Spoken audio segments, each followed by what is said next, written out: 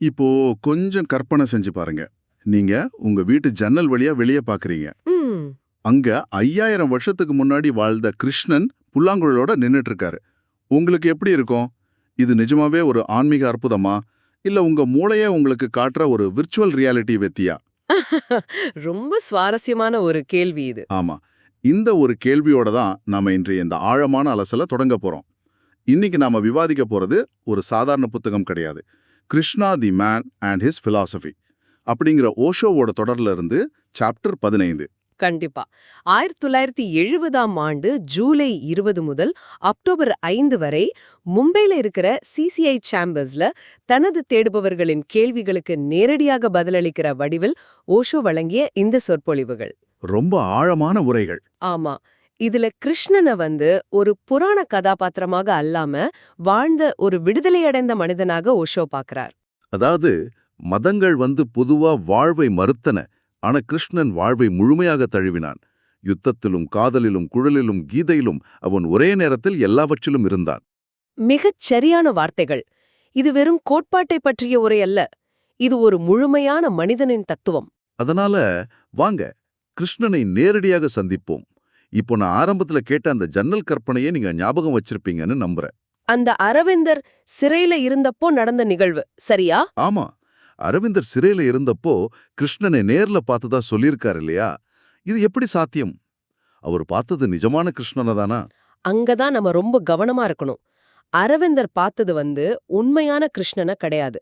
அது ஒரு mental projection அப்படின்னு ஓஷோ ரொம்ப ஆணித்தரமா சொல்றார்.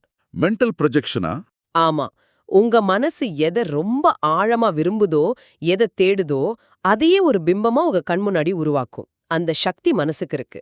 இது ஒரு வகையில நாம தூங்கும்போது காண்கிற கனவுகளோட நீட்சிதான். ஓ, விழித்திருக்கும் போதே காண்கிற கனவு மாதிரி. சரியா சொன்னீங்க. இத கொஞ்சம் விரிவாக பார்ப்போம். இது கேட்கறதுக்கு எப்படி இருக்குன்னா, நாமளே ஒரு விர்ச்சுவல் ரியாலிட்டி ஹெட்செட் மாட்டிட்டு நமக்கு பிடிச்ச உலகத்தை கண்முன்னாடி பார்க்கற மாதிரி இருக்கு. மூளை தனக்கு தேவையானதை தானே உருவாக்கிக்குதா? ஆட மிகச் சரியான உதாரணம். அந்த விஆர் ஹெட்செட் மாதிரி தான் நம்ம மனசும் வேலை செய்து. உண்மையான கிருஷ்ண உணர்வு அப்படிங்கிறது எந்த ஒரு உருவத்துக்கும் கட்டுப்பட்டது கிடையாது. அது எல்லையற்ற ஒரு பெருங்கடல் மாதிரி. ஓஷோக் சொல்ற ஓஷியானிக் ஃபார்ம். அப்போ அந்த கிருஷ்ணன் அப்படிங்கிற உருவம் அது அந்த பெருங்கடல்ல 5000 வருஷத்திற்கு முன்னாடி எழுந்த ஒரு சின்ன அலை மட்டுமே. அந்த அலைய மறுபடியும் பார்க்கறது மனசோட மாயதான். மனம் முழுசா நிசப்தமாகும்போது தான் உண்மையான தரிசனம் கிடைக்கும். ஆனா அரவிந்தர் ஒரு மிகப்பெரிய அறிஞராச்சே. அதுதான் பிரச்சனையே. அவர் அறிஞர் அப்படிங்கறதால அவர் மனசு முழுக்க தத்துவங்களாலும் வார்த்தைகளாலும் நிரம்பியிருந்தது. அதனால அவர் அந்த மனபிம்பத்தையே தரிசனமா நினைச்சுக்கிட்டார். அதனாலதான் தன்னோட அனுபவத்தை ரொம்ப சிக்கலான தத்துவ வார்த்தைகள்ல உலகத்துக்கு சொன்னார். எனக்கு இங்க ஒரு கேள்வி வருது. அவர் அவ்வளோ பெரிய அறிஞர்னா சாதாரண மக்களுக்கும் புரியும்படியா ரொம்ப எளிமையா சொல்லியிருக்கலாமே. ஏன் அவ்வளோ காம்ப்ளெக்ஸான வார்த்தைகளை பயன்படுத்தணும்? அங்கதான் மனித ஈகோ வேலை செய்யுது. மேற்கத்திய தத்துவ ஞானி ஹெகெல் பத்தி நீங்க கேள்விப்பட்டிருப்பீங்க. அவர் ரொம்ப சிக்கலான வார்த்தைகளை பயன்படுத்தி தனக்கு நிறைய தெரியும் அப்படிங்கிற ஒரு மாயையை உருவாக்குவார். ஓ, அப்படி ஒரு தந்திரம் இருக்கா? ஆ அதே பாணியப்பா அரவிந்தரும் பின்பற்றாரு அப்படின்னு ஓஷோ விமர்சிக்கிறாரு. எப்பவுமே தமக்கு தெரியாத ஒரு விஷயத்த மறைக்க மனிதர்கள் கடினமான வார்த்தைகளை பயன்படுத்துவாங்க. வார்த்தைகள் அதோட சாதாரண அர்த்தத்தை தாண்டி ஒரு மௌனத்துக்குள் செல்லும் போதுதான் உண்மையான மர்ம உலகத்துக்குள் நுழைய முடியும். அதாவது வார்த்தைகளை கடந்து போகணும். கண்டிப்பா. இத விளக்க ரவீந்திரநாத் தாகூரோட இறுதி நிமிடங்களை ஓஷோ ரொம்ப அழகா சுட்டி காட்டுறாரு. ஆமா, அந்த மரண தருவாய் நிகழ்வு ஒரு கவிஞனுக்கும் தத்துவ ஞானிக்கும் உள்ள வித்தியாசத்தை காட்டுற நிகழ்வு இல்லையா அது? மிகச்சரியா சொன்னீங்க. தாகூர் மரணப்படுக்கையில இருந்தப்போ அவரை பார்க்க வந்த ஒரு நண்பர் சொல்றாரு, நீங்க பாட வேண்டிய எல்லாவற்றையும் பாடிட்டீங்க, ரொம்ப சிறந்த பாடல்களை உலகத்துக்கு தந்துட்டீங்க, இப்போ முழுமையான திருப்தியோட நீங்க விடை பெறலாம் அப்படின்னு சொல்றாரு. அதுக்கு தாகூர் என்ன சொன்னார்? தாகூர் கண்களை திறந்து, நீங்க சொல்வது முற்றிலும் தவறு அப்படின்னு சொல்றார். நான் இப்போதான் இறைவனிடம் முறையிட்டு கொண்டிருக்கிறேன். என்ன விசித்திரம் இது! எனது இசைக்கருவிகளை எல்லாம் இப்போதான் நான் தயார் செஞ்சு முடித்தேன். எனக்கு இப்போதான் பாடவே கொஞ்சம் தெரிஞ்சிருக்கு. ஆனா நீ என்ன கிளம்ப சொல்றியேன்னு கேக்குறேன் அப்படின்னு தாகூர் சொன்னார். அடடா! ஆமா, அவர் சொல்றார், நான் பாட வந்த உண்மையான பாடலுக்கு இதுநாள் வரை நான் செய்தது வெறும் ஒத்திகை மட்டுமே அப்படின்னு. உண்மையிலே இது மேய்ச்சல் இருக்க வைக்குது. இவ்ளோ பெரிய இலக்கியவாதி மரணத்தோட விளிம்புல தன்னோட அறியாமையை அவ்வளோ நேர்மையா ஒப்புத்துக்கிறார் பாருங்க. அதுதான் ஒரு உண்மையான கவிஞனோட முதிர்ச்சி. வார்த்தைகளால் அளக்க முடியாத ஒன்னை வார்த்தைகளுக்குள் சுருக்க நினைப்பது முட்டாள்தனம் அப்படிங்கிறது தாகூருக்கு புரிஞ்சிருந்தது. ஆனா அரவிந்தர் போன்ற ஒரு தத்துவ அறிஞரால் அந்த ஈகோவை விட்டு கொடுக்க முடியல. இப்ப நீங்க ஈகோவை விட்டு கொடுப்பத பத்தி சொல்லும்போது எனக்கு உடனே அர்ஜுனன் தான் ஞாபகத்துக்கு வரான். தாகூர் மாதிரி ஒரு கவிஞரே தன்னோட ஈகோவை விட இவ்ளோ கஷ்டப்படும்போது ஒரு மாவீரனான அர்ஜுனன் எப்படி அந்த போர்க்களத்தோட நடுவுல கிருஷ்ணன் கிட்ட முழுமையாக சரணடைறான்? ம் அப்படி சரணடைவது அவனோட தனித்துவத்தை அழிச்சிடாதா? நான் ஒரு சாதாரண மனிதனோட பார்வையிலிருந்து கேட்கிறேன். உங்களை இன்னொருத்தர்கிட்ட முழுமையாக சரணடைய சொன்னா நீங்க அவங்களுக்கு அடிமையாயிட்டீங்கன்னு தானே அர்த்தம்? இது ரொம்ப முக்கியமான ஒரு கேள்வி எழுப்புது. சரணடைதல்னா என்ன அப்படிங்கறதையே நாம தப்பா புரிஞ்சு வச்சிருக்கோம். இப்ப கட்டாயப்படுத்தப்பட்டு அடிமையாகப்படுவதற்கும் தன் விருப்பப்படி முழுமையாக சரணடைவதற்கும் உள்ள நுட்பமான வித்தியாசத்தை நம்ம புரிஞ்சுக்கணும். விருப்பப்படி சரணடைவதா? ஆமாம். யாரோ ஒருத்தர் உங்க கழுத்துல கத்திய வச்சு உங்கள அடிமையாக்குனா அங்க உங்க சுயம் அழியுது. ஆனா நீங்களே முழு விருப்பத்தோட எந்த பயமும் இல்லாம பிரபஞ்சத்தோட கைகள்ல உங்கள ஒப்படைத்தா அங்க உங்க சுயம் அதோட உச்சக்கட்ட சுதந்திரத்தை அடையும். இது கேட்கறதுக்கு முரண்பாடா இருக்கே. இத புரிஞ்சுக்க கிரேக்க ஞானி டயோஜினிஸ் வாழ்ந்த ஒரு ஆச்சரியமான கதைய ஓஷோ சொல்றார். அந்த ஞானி அடிமை சந்தையில விற்கப்பட்ட கதையா? ஒரு ஞானி ஏன் அடிமை சந்தைக்கு போகணும்? அவர் தானாக போகல. டயோஜினிஸ் ஒரு முறை காட்டுல சிங்கம் மாதிரி எந்த ஆடையும் இல்லாம ரொம்ப கம்பீரமா நடந்து போயிட்டு இருக்கார். அப்போ சில அடிமை வியாபாரிகள் அவரை பாக்குறாங்க. இவ்ளோ வலிமையான ஒருவனை சந்தையில விற்றா நிறைய பணம் கிடைக்குமேன்னு அவங்களுக்கு ஆசை. ஓ, அவரை பிடிக்க வராங்களா? வராங்க. ஆனா 8 பேர் இருந்தும் அவரை நெருங்க பயப்படுறாங்க. ஏன்னா டயோஜினஸ் கண்கள்ல துளி கூட பயம் இல்ல. மற்றவர்களை அடிமையாக்க நினைப்பவர்கள் அடிப்படையில ரொம்ப பயந்த சுபாவம் கொண்டவர்கள். வியாபாரிகள் பயந்து நடுங்கிறத பார்த்த டயோஜினிஸ் அவங்கள பார்த்து சிரிக்கிறாரு. சிரிச்சிட்டு என்ன பண்றார்? ஏன் கஷ்டப்படுறீங்க? உங்ககிட்ட இருக்கிற கைவிலங்குகளை கொடுங்க, நானே மாட்டிக்கிறேன் அப்படின்னு சொல்லிட்டு தனக்கு தானே விலங்க மாட்டிக்கிறார். அரடா, தானே விளங்க மாட்டிட்டாரா? தப்பிச்சு போயிருக்கலாமே. அங்கதான் அவரோட சுதந்திரத்தோட ரகசியம் இருக்கு. டயோஜினஸ் அந்த வியாபாரிகள் கிட்ட சொல்றார், நான் சுதந்திரம்னா என்ன அப்படிங்கறத கத்துக்கிட்டேன். எனக்காக நானே ஒரு அடிமையாக மாறிட்டேன். இனி உலகத்துல எவராலும் என்ன அடிமையாக்க முடியாது அப்படின்னு. ரொம்ப ஆழமான தத்துவம் இது. ஆமா. அப்புறம் அடிமை சந்தையில அவரை விற்பதற்காக நிறுத்துறாங்க. அங்க அவரே சந்தை மேலாளர்கிட்ட போய், இதோ இங்கே ஒரு எஜமான் விற்பனைக்கு உள்ளான், உங்கள் கூட்டத்தில் யாராவது ஒரு எஜமானை வாங்க விரும்பினால் ஏலம் கேட்கலாம் அப்படின்னு முழங்குறார். வா, இது எவ்வளவு பெரிய உளவியல் உண்மை! பயம் இருக்கிற வரைக்கும் தான் அடிமைத்தனம். தனக்கு தானே எல்லாவற்றையும் விட்டு கொடுத்து சரணடைஞ்சிட்டா அப்புறம் அவனை எதை காட்டி மிரட்ட முடியும்? நதியோடு எதிர்த்து நீந்த போராடுறதை விட நதியோட ஓட்டத்தோட தன்னை ஒப்படைப்பது எப்படி உண்மையான சுதந்திரமா மாறும்னு இந்த கதை ரொம்ப ஆழமா உணர்த்துது. ரொம்ப சரியா உள்வாங்கியிருக்கீங்க. சரி, சரணடைதலை பத்தி பார்த்தோம். இப்போ மறுபடியும் அந்த மனபிம்பங்கள், தரிசனங்கள் பகுதிக்கு வருவோம். அரவிந்தர் கிருஷ்ணன்ல பார்த்தது வெறும் பிம்பம்னு சொன்னீங்க. ஆனா இதே புத்தகத்துல இமயமலையில ஒரு குறிப்பிட்ட பௌர்ணமி நாள்ல 500 திபெத்திய லாமாக்கள் ஒன்னா கூடி புத்தரை நேரில் தரிசிப்பதாக கூறப்படுகிறது. 500 பேருக்கு எப்படி ஒரே நேரத்துல ஒரு உருவம் தெரியும்? இது ஒருவேளை கூட்டான மனோவசியமா இருக்கக்கூடாதா? Collective hypnosis. இது ரொம்ப நியாயமான சந்தேகம். ஆனா அது கூட்டான மனோவசியம் இல்ல. அரவிந்தரோட தரிசனத்துக்கும் இந்த 500 லாமாக்களின் தரிசனத்துக்கும் ஒரு பெரிய மெக்கானிக்கல் வித்தியாசம் இருக்கு. என்ன வித்தியாசம் அது? அரவிந்தர் கிருஷ்ணனை பார்க்க தனது சொந்த முயற்சியை செய்கிறார். அவரோட ஆழ்மன ஆசை ஒரு உருவமா மாறுது. ஆனா இந்த லாமாக்கள் புத்தரை பார்க்க எந்த முயற்சியும் செய்யறதில்ல.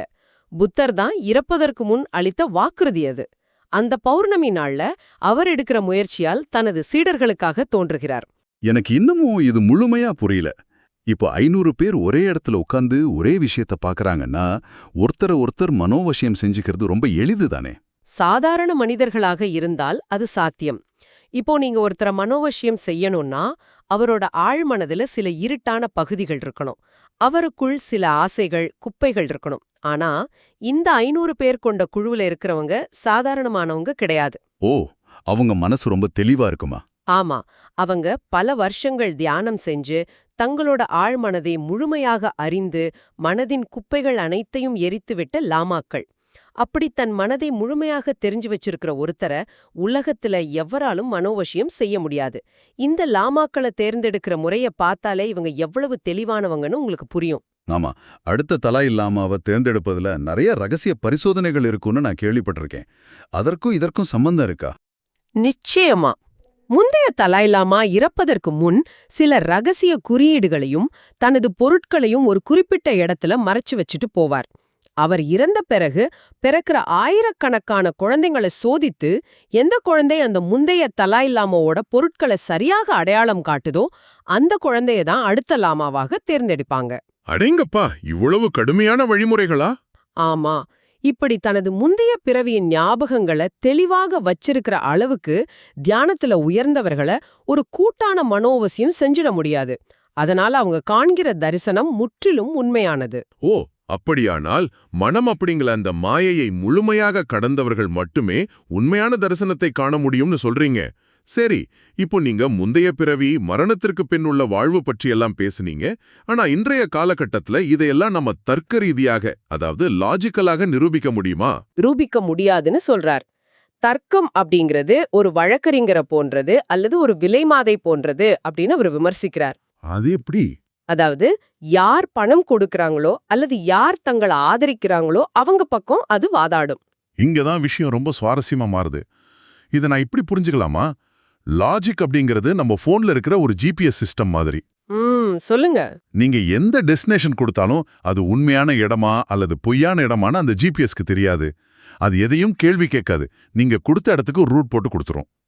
மறுபிறப்பு இருக்குன்னு நீங்க நம்பினா அதை நிரூபிக்க 1000 லாஜிக் கிடைக்கும். இல்லன்னு நம்பினா அதை நிரூபிக்கவும் அதே லாஜிக் கிடைக்கும். சரியா? மிக மிகச் சரியான உதாரணம். லாஜிக் அப்படிங்கிறது இரு பக்கமும் வெட்டும் ஒரு கூர்மையான வாள். அதனாலதான் 5000 வருஷங்களாக தத்துவவாதிகள் வெறும் லாஜிக்க மட்டும் வச்சு விவாதிச்சு எதையுமே கண்டுபிடிக்க முடியல. ஒரு மனிதன் இன்னொரு மனுஷனை நேசிப்பத லாஜிக்கால் நிரூபிக்க முடியுமா? முடியாது. உணர்வுகளுக்கு லாஜிக் இல்ல. லாஜிக் தோற்றுவிட்டது அப்படின்னா வேற எந்த வழியில இதை புரிஞ்சுக்கிறது? சயின்ஸ் இதை பத்தி என்ன சொல்லுது? மரணத்துக்கு பின் உள்ள வாழ்க்கை பத்தி அறிவியல் ரீதியான ஆய்வுகள் நடந்திருக்கா? தத்துவத்தை விட அறிவியல் ரொம்பவும் நேர்மையானது. அதுக்கு எந்த முன்முடிவுகளும் கிடையாது. கடந்த பல தசாப்தங்களாக ஆலிவர் லாட்ஜ், பிராட் மற்றும் ரெயின் போன்ற புகழ்பெற்ற விஞ்ஞானிகள் மனதுக்கும் உடலுக்கும் அப்பாற்பட்டு ஏதோ ஒன்னு இருப்பத அறிவியல் பூர்வமாகவே நிரூபிச்சு வராங்க. இவங்க டெலிபதி பத்தி ஆழமான பரிசோதனைகளை செஞ்சிருக்காங்க. டெலிபதியா? ஒருவர் நினைப்பத இன்னொருவர் மனதின் மூலம் அறிந்து கொள்வது, இது எப்படி அறிவியல் பூர்வமாக சாத்தியம்?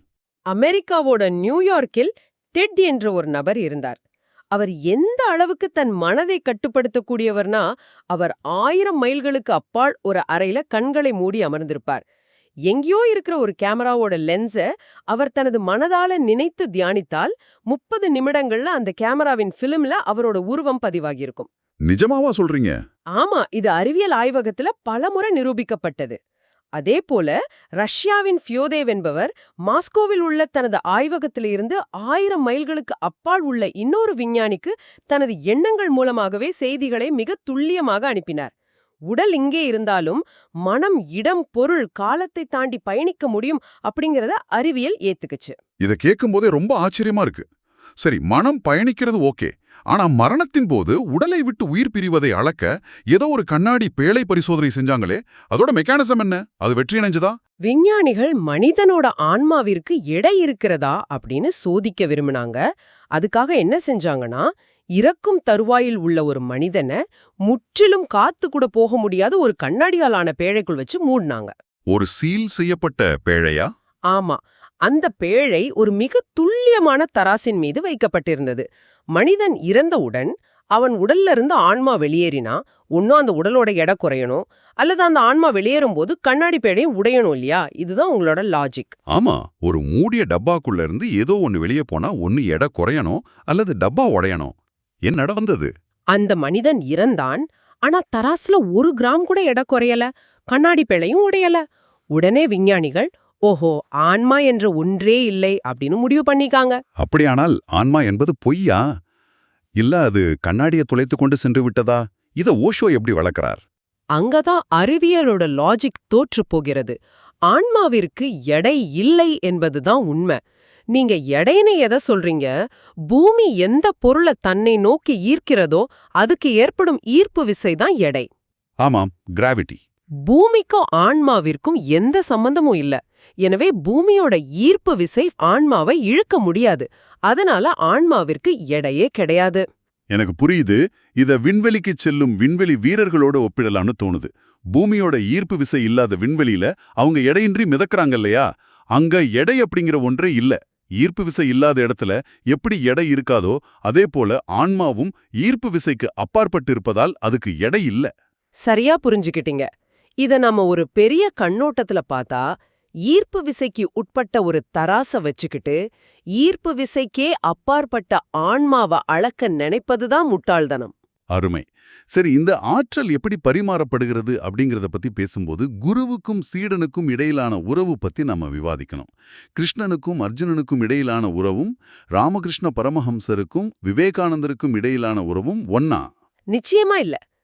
கிருஷ்ணனும் அர்ஜுனனும் நண்பர்கள். அவங்க இருவருக்கும் இடையிலான உரையாடல் ரொம்ப இயல்பானது, தன்னிச்சையானது. தான் சொல்வது பிற்காலத்துல உலகமே கொண்டாடும் பகவத்கீதை என்று மாறும்னு நினைச்சு கிருஷ்ணன் பேசல. ஆனா ராமகிருஷ்ணருக்கும் விவேகானந்தருக்கும் இடையிலான உறவு முற்றிலும் வேறுபட்டது.